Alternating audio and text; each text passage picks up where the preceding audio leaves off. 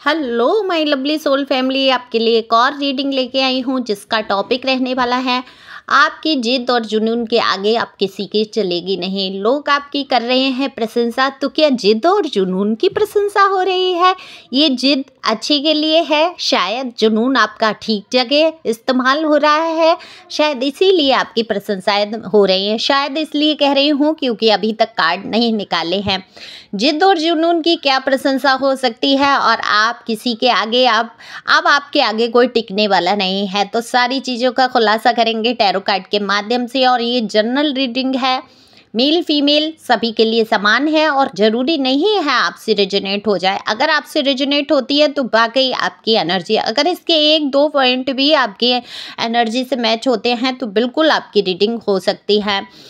ज़रूरी नहीं है फुल रीडिंग आपके लिए हो। अपने लिए रीडिंग जानने के लिए, अपने विषय में पर्सनल जानने के लिए आप पर्सनल रीडिंग करा सकते हैं। दिए हुए नंबर पे संपर्क कर सकते हैं। पर्सनल रीडिंग के लिए व्हाट्सएप नंबर है, व्हाट्सएप पे मैसेज करके ही रीडिंग बुक कराएंगे। और पर्सनल रीडिंग की एक फ़ीस होती है जो कि आप सभी जानते हैं, एनर्जी फीस होती है, तो फ्री नहीं है पर्सनल रीडिंग। कार्ड मैंने पहले ही शफल कर लिए हैं। फटाफट से जानने की कोशिश करते हैं कि आपकी जिद और जुनून के आगे आप किसी के चलेगी नहीं। तो ऐसे कौन सी जिद है आपकी, कौन सा जुनून है? तो सबसे पहले मैं आपकी एनर्जी की बात करती हूँ। तो आप मुझे बेहद दुविधा में दिख रहे हैं। 2 ऑफ पेंटिकल बता देता है एक इंसान दुविधाओं से जूझता हुआ, ये करना ठीक रहेगा या नहीं, इसको चुनना ठीक रहेगा या नहीं, ये काम मैं करूँ अथवा नहीं, या ये बात सत्य है या नहीं।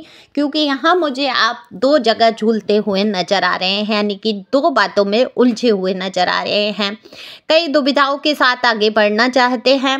हालांकि आप जिद के पक्के हैं, आप जो ठान लेते हैं वो ठान लेते हैं। आपको वही करना है जो आपने ठान लिया, अब चाहे उसमें नफ़ा हो चाहे नुकसान, आप उसके बारे में नहीं सोचते। बहुत इमोशनल पर्सन है, सत्य की खोज में है। दरअसल आपकी ये दुविधा जो है सत्य को ही जानना चाहती है। ये दुविधा है ही इसलिए कि आप समझ नहीं पा रहे हैं कि सच आखिर है क्या। इस जीवन में जो कुछ भी आपके साथ हुआ, देखो सबसे बड़ी तो बात यही दिख रही है कि आपके जीवन की सबसे बड़ी दुविधा ये है कि आप समझ नहीं पाए कि आखिरकार आपसे ऐसी चूक हुई कहाँ जो आपके रिश्तों में इतना मनमुटाव हुआ। ये रिश्ते कोई भी हो सकते हैं, आपके घर परिवार के, रिश्तेदारी के, आस पड़ोस के, या हस्बैंड वाइफ के, या लवर के, जो भी रहा, रिश्तों में लोग आपको समझ नहीं पाए। जितना आप ईमानदारी से चले, जितना आपने लोगों को प्यार दिया, जितना आप उनके लिए खड़े रहे, दिन रात आप एक ऐसे इंसान थे जो एक पैर पे खड़े रह के उनकी सेवा या उनकी चीज़ों को समझना, करना, इतनी केयर करना, हद से ज़्यादा आपने लोगों के लिए किया है। लेकिन लोग आपको समझ नहीं पाए। तो आप सबसे बड़ी दुविधा में ये फंस जाते हैं कि क्या अब लोग ये मुझे समझ पाएंगे। यह दुविधा कोई भी आपके जीवन की हो सकती है। सच बात तो ये है कि आप सत्य को जानना चाहते हैं कि आखिर सच क्या है आपके जीवन का। तो इन सारी उलझनों से आगे बढ़ते हुए आप आगे तो बढ़ रहे हैं। आज तक जो कुछ भी आपने हासिल किया है अपनी जिद और जुनून के ही कारण किया है। अगर आप इतने जिद्दी या जुनूनी नहीं होते, देखो जुनूनी क्या होता है, एक इंसान जो, देखो बहुत सारे लोग होते हैं जो सोचते रह जाते हैं मुझे ये करना है, मैं ये करूँगा, मैं ये करूँगी, मैं ऐसा कर सकती हूँ, मैं भी कर सकती हूँ। उनके अंदर प्रतिभाएं होती है, प्रतिभा है, योग्यता है, सब कुछ है, पर कर नहीं पाते हैं। उनके अंदर वो जुनून नहीं होता, जिद नहीं होती है।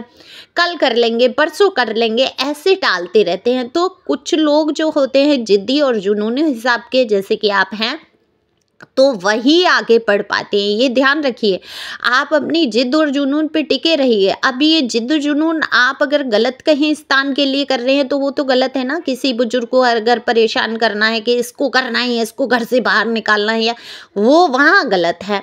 लेकिन आपने जीवन में अगर ठान लिया, या कि बुजुर्ग नहीं, कोई जीवन साथी है, कोई इंसान है, कोई पड़ोसी है, या किसी को परेशान करने के लिए कोई जिद जुनून है, तो वहाँ वो गलत श्रेणी में आ जाता है ना। लेकिन यहाँ बात गलत और सही की नहीं है, यहाँ बात है कि आप जिद जुनून का, आप एक सही जगह पे अपनी जिद को लाके रखते हैं और उस जिद पे अड़े रहते हैं और जुनून से साबित कर देते हैं। आप इतना जुट जाते हैं उस चीज़ को करने के लिए, मेहनत से, मन क्रम वचन से आप समर्पित हो जाते हैं।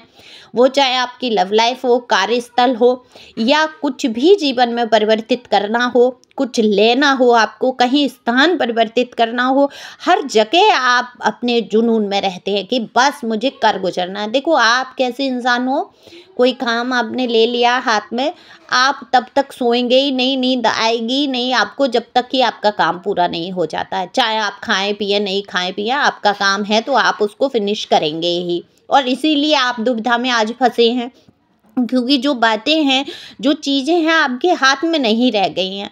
आपके हाथ में जितना होता है आप करते हैं। तो ये तो ईश्वर डिवाइन की ही मर्जी है। अब ये कोई रिश्ते को लेके हो सकती है कोई चीज़ कि आप अपनी जिद पे अड़े हैं, कोई इंसान अपनी जिद पे अड़ा है, या आप समझ ही नहीं पा रहे हैं दूसरों के मन के भाव अंदर के जान नहीं पा रहे हैं।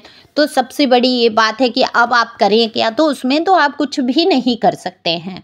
देखो सामने वाले की हम ना तो मति गति और चाल कुछ भी नहीं बदल सकते हैं, उसके मन के भाव नहीं बदल सकते हैं।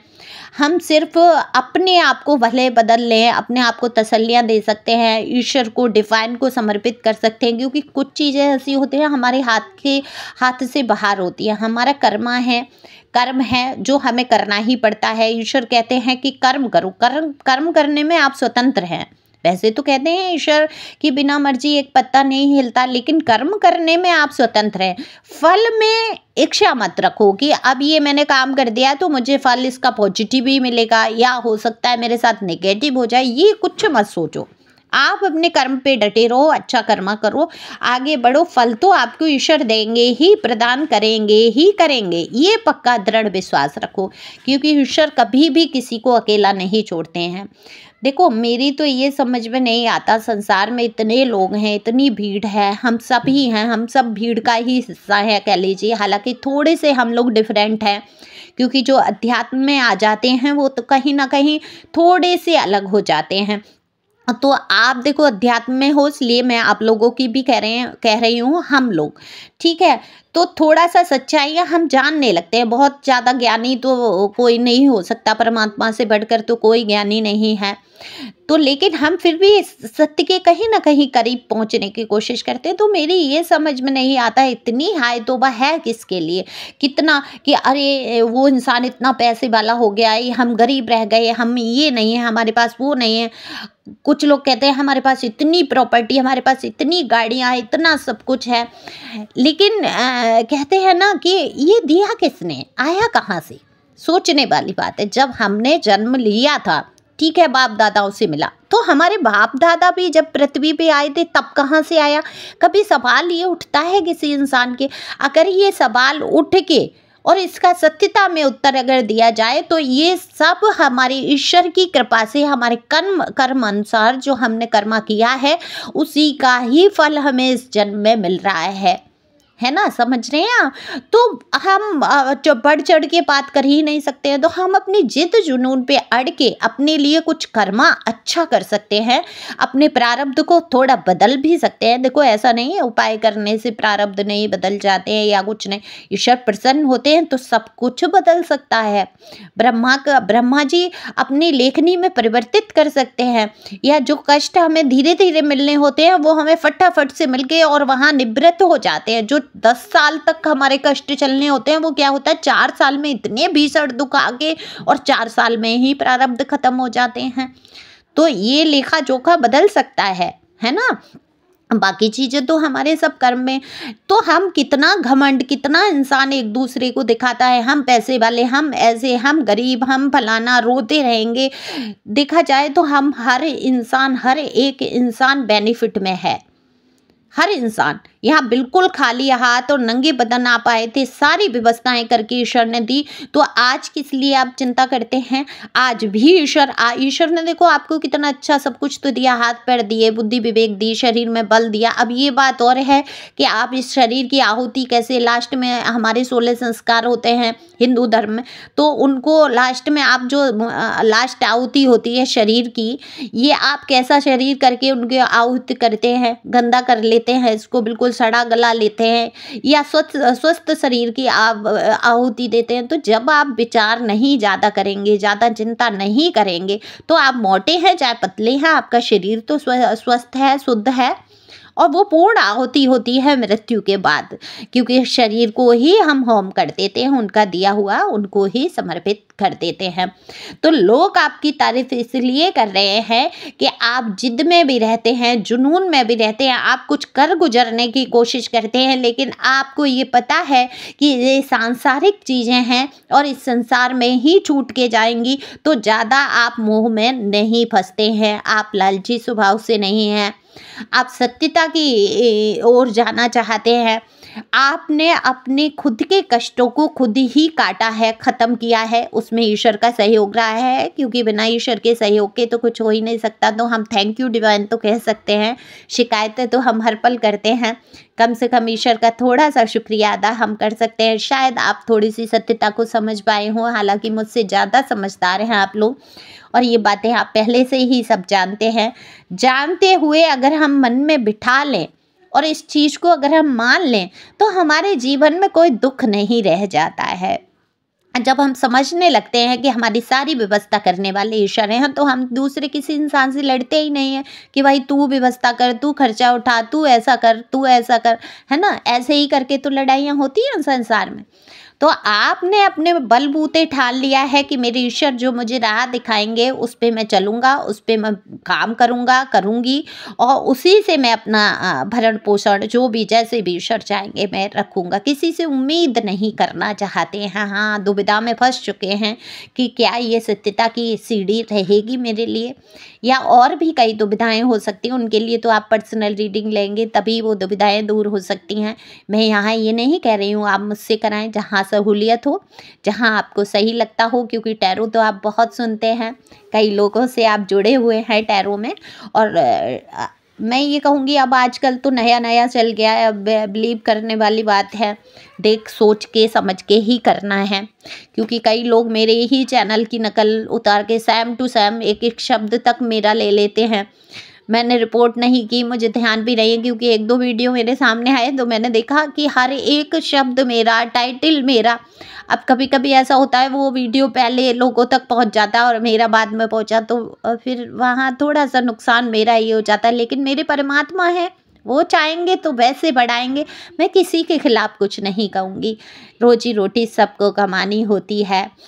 लेकिन अगर वो लोग सुन रहे हैं, क्योंकि सुन के ही मेरी वीडियो का शब्द लेते होंगे, तो मैं उनसे कहूँगी करो, अच्छी बात है, आगे बढ़ो, अध्यात्म से जोड़ो। आप टैरो नकल करते करते ही आप बहुत कुछ सीख जाएंगे, लेकिन सबसे पहले आप टैरो की ट्रेनिंग करो, थोड़ा सा खर्चा करो, टैरो सीखो। अगर आप में वो है जुनून और आप चाहते हैं करना, तो किसी की नकल उतारने की आपको आवश्यकता ही नहीं पड़ेगी, आप स्वयं में ही विद्वान हो जाएंगे। और टैरो ट्रेनिंग मुझसे ही कर सकते हैं, कोई शर्म की बात नहीं है, या कहीं और जहाँ से भी आपको मिले। तो पहले सीखो फिर काम करो, ठीक है। तो लोग यहाँ बात हो रही है आपकी, आप लोगों की, लोग प्रशंसा कर रहे हैं, तारीफ कर रहे हैं, आप बढ़ रहे हैं, आपकी जिद और जुनून सही रास्ते पे आप हैं, और इस रास्ते को अपनाए रखना है, कभी गलत रास्ते को नहीं चुनना है। दुविधा से बाहर आओ, अपने काम पे आगे बढ़ो, ईश्वर आपके साथ हमेशा खड़े थे और खड़े हैं। एंजल नंबर आपको दिख रहे होंगे, या स्वप्न में हो सकता है आपको अपने पर्सन या पर्सनी दिखाई देते हैं बार बार, तो यहाँ पे कोई सोल कनेक्शन हो सकता है। तो ये तो सारी बातें खुलासा भाई आप किसी से रीडिंग लेते हैं तभी होगा, बाकी तो God bless you, thank you for watching my channel.